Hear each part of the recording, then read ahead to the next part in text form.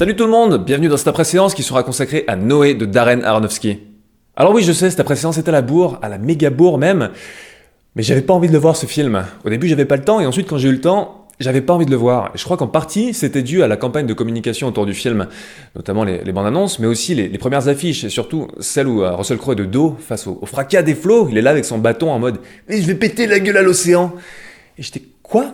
Non, juste non !» Donc ça me faisait un peu de peine parce que ça faisait de Noé le premier film de Aronofsky que j'attendais pas avec impatience. Et pourtant j'aime vraiment beaucoup la filmographie de Aronofsky. Même les parties de sa filmo qui sont moins aimées par pas mal de gens, genre The Fountain, qui est souvent critiqué comme étant une espèce de gloubi-boulga d'imagerie numérique informe et de philosophie New Age à la mort moelle. Personnellement j'ai beaucoup aimé ce film, j'ai été très sensible à son ton et à son message.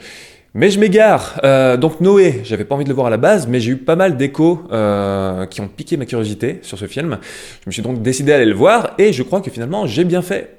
Alors l'histoire rapidement, c'est le récit biblique de Noé, l'homme que Dieu contacte pour lui dire que comme il veut détruire l'humanité qui est devenue trop mauvaise, il charge Noé de construire une arche pour sauver sa famille, mais aussi des couples de chaque espèce animale. Et après le déluge, Noé aura la lourde tâche de reconstruire l'humanité sur de meilleures bases. Voilà. Alors tout d'abord, parlons de la forme.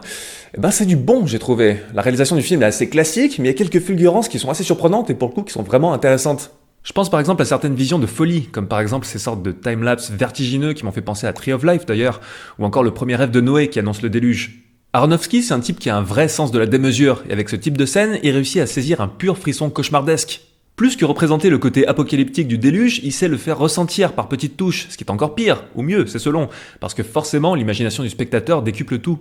Ce qui est marrant, c'est aussi que le film a une esthétique qu'on identifie spontanément comme étant post-apocalyptique, alors que techniquement c'est un film pré-apocalyptique. Mindfuck! En fait, Aronofsky, d'une certaine manière, il me semble assez proche d'un mec comme Gus Van Sant.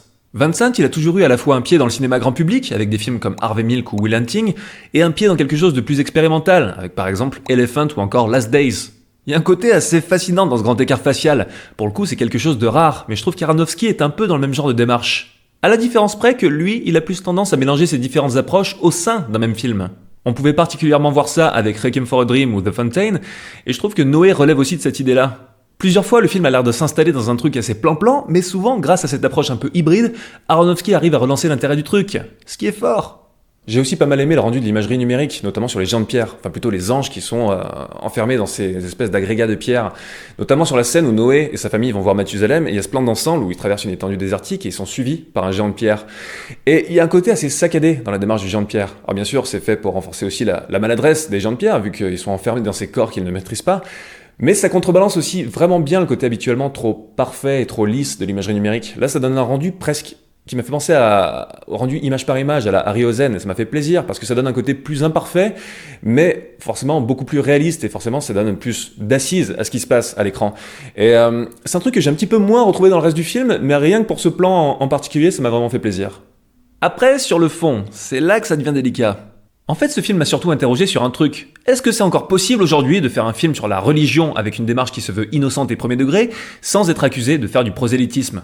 Pas évident, surtout dans une époque qui a tendance à privilégier l'ironie, voire le cynisme. Donc ce film, c'est forcément un sacré challenge pour Aronofsky. Mais l'innocence, c'est une chose, la naïveté, c'en est une autre. Et le truc, c'est que parfois, il y a une ligne très fine entre les deux. Et quand on voit la fin du film, on peut se dire, hélas, que Noé a l'air de bien l'avoir franchi, cette ligne. Pourtant, il y a quand même des moments où la naïveté du film n'est pas si évidente.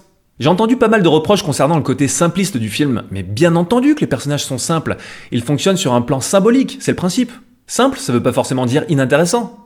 On a par exemple l'opposition entre Noé et le roi Tubal-Cain. C'est pas une opposition bateau entre le bien et le mal, c'est vraiment la confrontation entre deux visions de la vie et de la place de l'homme sur Terre. D'ailleurs, l'idéologie de Tubal-Cain est quasiment humaniste. Le seul problème, c'est qu'il l'exprime un peu comme un gros connard. On a aussi tout le passage sur la crise existentielle de Noé, en gros le brouillage des valeurs, quand Noé croit faire son devoir divin, mais que ni plus ni moins il devient un monstre de cruauté qui terrorise ses proches. C'est un segment qui est superbement interprété par Russell Crowe, à ce niveau-là je l'ai vraiment trouvé irréprochable.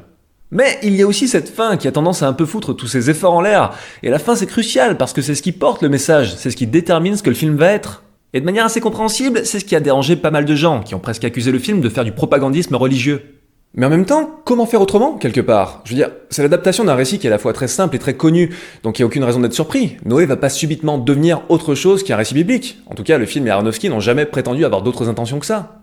Les principales critiques adressées à Noé, en fait, elles semblent surtout liées à l'ère du temps. Si ce qui est représenté dans le film n'avait pas de lien avec les principales religions monothéistes actuelles, beaucoup moins de gens auraient gueulé, forcément. Le truc, c'est qu'avant tout, Noé décrit une réalité particulière où l'existence de ce qu'ils appellent le créateur est, de manière très technique, avérée. Donc ce qui est représenté dans le film, ça ne tient même pas à une foi aveugle, l'aspect divin est représenté comme une chose tangible. Et en fait, je crois que sur ce plan, on tient une possible clé de visionnage, quand on se rend compte que Noé est presque traité comme un film de fantasy. D'une certaine manière, je pense que c'est comme ça qu'on peut le prendre. À mon sens, c'est même plutôt conseillé. Aronofsky, c'est tout sauf un naïf, et dans ce film, d'une certaine manière, il choisit de passer pour un naïf. À pas mal de moments, je me suis vraiment demandé ce qu'il essayait de dire. En fait, c'est comme si Aronofsky avait conscience du côté un peu trop schématique et unidimensionnel du récit à la base, et qu'il allait à fond dans cette voie pour pousser le récit dans ses derniers retranchements, avec un sérieux inébranlable, avec une imagerie ultra simple et percutante. Finalement, avec ce côté ultra frontal, c'est comme s'il essayait de réhabiliter une certaine forme de premier degré, ou plutôt un droit à faire du premier degré sans avoir à s'en excuser. Une aspirine ? Bref, la démarche se vautre bien comme il faut à certains moments, surtout la fin qui m'a bien fait facepalmer. Mais en tout cas, je salue l'effort. C'est un film qui est très imparfait, mais qui a le mérite d'essayer des choses. Et vous savez que j'aime ce genre de film. Donc voilà pour mon avis sur Noé, et quant à moi, je vous dis à très bientôt. Bye!